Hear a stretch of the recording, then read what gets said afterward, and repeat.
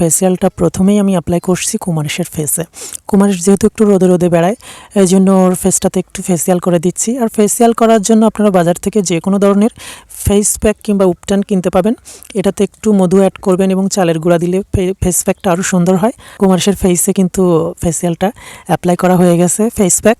এবার আমার মুখে অ্যাপ্লাই করব। তো ফেস প্যাকটা অ্যাপ্লাই করতে করতে কী হয়েছে, কারেন্ট চলে গেছে, কিন্তু কোনো ব্যাপার না, সুন্দরভাবে আমি ফেস প্যাকটা ফেসে অ্যাপ্লাই করেছিলাম। এবারে আমি দেখাবো আপনাদের কীভাবে ম্যানিকিউর করতে হয়। আর ম্যানিকিউর করার জন্য বাজারে কিন্তু যে কোনো ধরনের ব্লিচ পাওয়া যায়, কিন্তু সুন্দরভাবে আমি হাতে অ্যাপ্লাই করে দিয়েছি।